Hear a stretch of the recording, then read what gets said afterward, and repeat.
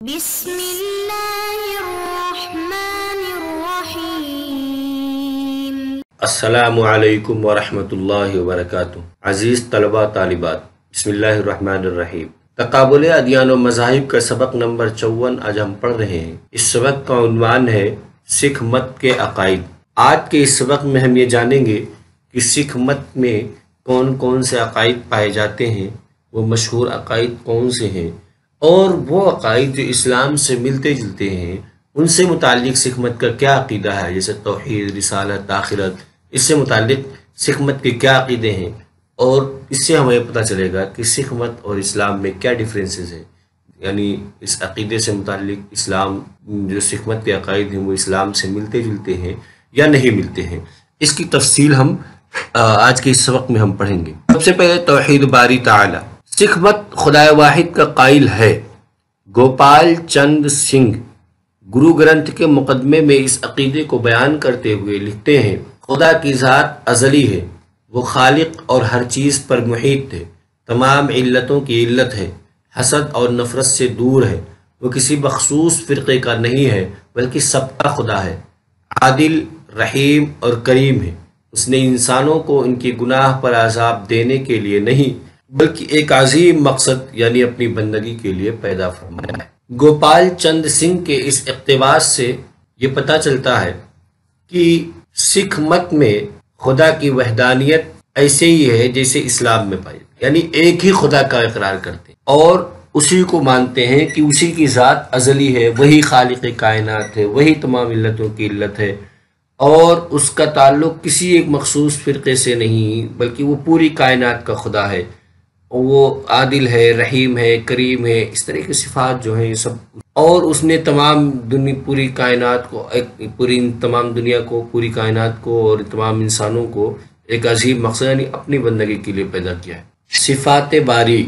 اللہ تعالیٰ کی صفات بیان کرتے ہوئے گرو نانک کہتے ہیں، پروردگار اس کائنات کی جملہ اشیاء کا خالق ہے، خواہ وہ محسوس اشیاء ہوں یا غیر محسوس، وہ تخلیق کائنات میں کسی چیز کا محتاج نہ تھا، خدا کا ادراک حواس خمسہ کے ذریعے نہیں کیا جا سکتا۔ بھی خدا کی صفات سے متعلق وہی جو اسلام کی صفات ہے کہ اللہ غنی ہے، فقیر نہیں ہے، اور اللہ کسی محتاج نہیں ہے، اللہ نے ہی کائنات بنائی ہے، یہ تمام چیزیں خالق ہے، یہ خالق کی صفت جس طریقے اسلام میں اسی طریقے سے سکھ مت میں بھی ہے۔ گرو نانک نے بھی اس کا اعتراف کیا ہے۔ حلول و اتحاد۔ سکھ مت حلول و اتحاد کا قائل ہے۔ گرو گرنتھ میں ہے، اے خدا تو ہی قلم ہے اور تو ہی تحریر، اور تو ہی سیاہی ہے، تو ہی میز۔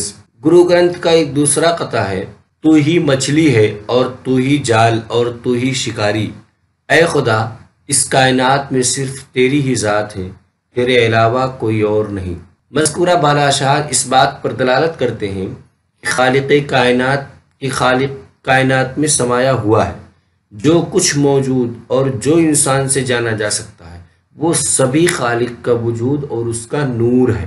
روحانیت کی آنکھ سے ہر شے میں خالق کو دیکھنا مذہبی زندگی کی معراج ہے۔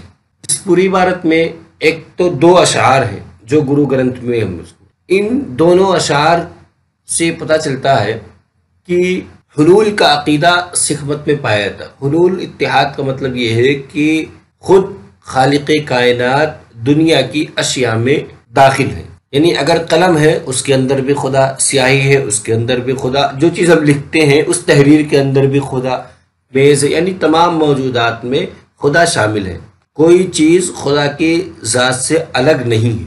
حلول کا عقیدہ سکھ مت میں پایا جاتا ہے۔ وحدت ادیان۔ سکھ مت بھگوت گیتا کے اس نظریے سے پوری طرح متفق ہے کہ رضائے الہی کے حصول کے لیے کسی بھی مذہب کی پیروی کافی نہیں ہے۔ گرو نانک کہتے ہیں، ہندوؤں کے 6 فکری مدارس ہیں، ہر مدرسے کا کوئی نہ کوئی مؤسس اور بے شمار پیروکار ہیں، ان مدارس کے بانی ایک ہی چشمے صافی سے سیراب ہوتے ہیں، خواہ تقالید، عادات اور مظاہر میں کتنا ہی فرق کیوں نہ ہو۔ تو جو مدرسہ بھی خالق کائنات کی عظمت و قدرت کو مانتا ہو تم اس پر ایمان لاؤ، کیونکہ اس پر ایمان لانے والوں میں روحانی ترقی مضمر ہے۔ کیا نہیں دیکھتے کہ سورج تو ایک ہی طلوع ہوتا ہے، پھر بھی اس خطے ارض کے مختلف علاقوں کی فضائیں اور موسم مختلف ہوتے ہیں۔ اے نانک، اللہ تعالیٰ تو ایک ہی ہے، اگرچہ اس کی عبادت کی شکلیں مختلف ہیں اور اس کی مخلوقات کے مظاہر متنوع ہیں۔ گرو نانک کا اقتباس اس بات کو بتلاتا ہے کہ دنیا کے اندر جتنی دھرمیں ہیں یہ الگ الگ دھرم نہیں، جتنے مذاہب ہیں یہ الگ الگ نہیں، بلکہ سب ایک ہی ہیں۔ یعنی اگر کوئی کسی ایک کی اتباع کرتا ہے تو وہ خود خالق کائنات کے حکم کی پیروی کرتا ہے۔ وہ اس کی مثال دیتے ہیں کہ جیسے سورج طلوع ہوتا ہے، ایک وقت میں کئی علاقوں پہ طلوع ہوتا ہے، لیکن ہر علاقے کا موسم الگ الگ ہوتا ہے، وہاں کی جو کھیتی باڑی ہوتی ہے اس میں بھی تفاوت ہوتا ہے۔ اور پھر یہ بھی کہتے ہیں کہ ہندوستان میں جو 6 مکتب فکر ہیں، فلسفے کے جو 6 مکتب فکر ہیں، ان 6 مکاتب فکر کا کوئی نہ کوئی مؤسس ہے اور ہر مکتب فکر کے بے شمار پیروکار ہیں۔ تو اپنے متبعین سے وہ کہتے ہیں کہ ان میں سے جس کی بھی تم چاہو تقلید کر لو تو تم کامیاب ہو جاؤ گے، جس کی چاہو اس کی عظمت و قدرت کو مانو، اس پر ایمان لاؤ، اور اس پر ایمان لانے والوں میں روحانی ترقی مضمر ہے۔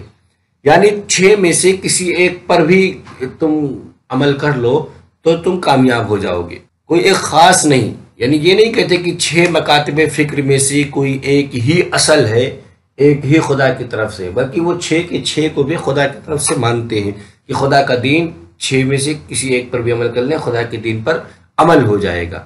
وہ تمام ادیان کو ایک ہی مانتے ہیں، رسالت، پیغمبری، نبوت۔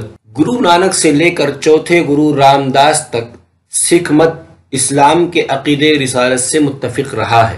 البتہ 5ویں گرو ارجن دیو نے گدی سنبھالتے ہی سابق گروؤں کی الوہیت کا اعلان کر دیا اور عقیدے رسالت کے بجائے عقیدے اوتار کا نظریہ عام کیا۔ چنانچہ اب سکھ مت گرو نانک سے گرو گوبند سنگھ جی تک کے گروؤں کے بارے میں یہ عقیدہ رکھتا ہے کہ یہ برائیوں کے خاتمے اور عدل و انصاف کے قیام کے لیے تشریف لائے تھے۔ البتہ گرو گوبند سنگھ آخری اوتار ہے یا ابھی یہ سلسلہ جاری رہے گا۔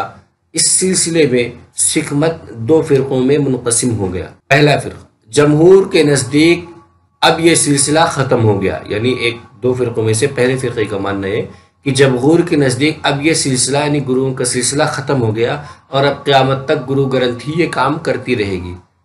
اور دوسرا فرقہ ہر دور میں اپنا ایک گرو منتخب کرتا ہے جو حسب ضرورت شرعی قوانین کی وضاحت اور گرو گرنتھ کی تفسیر بیان کرتا ہے۔ رسالت سے متعلق سکھ مت کی تفصیل یہ ہے کہ گرو ارجن دیو گرو رام داس تک تو یہ رسالت کو بے نہیں یہی مانتے رہے، یعنی گروؤں کو رسالت کا درجہ نہیں دیتے تھے، بلکہ یہ مانتے تھے کہ دیگر مذاہب میں رسالت رہا ہے۔ جیسا کہ ایک جگہ ہم نے پڑھا کہ گرو نانک رسالت کو ضروری قرار دیتے ہیں کہ جس طریقے سے پیغمبر کا، جس طریقے سے شریعت کی رہنمائی کے لیے، دنیاوی رہنمائی کے لیے رسالت کا ہونا، دیگر رہنما کا ہونا ضروری ہے، اس لیے شریعت کی رہنمائی کے لیے رسولوں کا ہونا ضروری ہے۔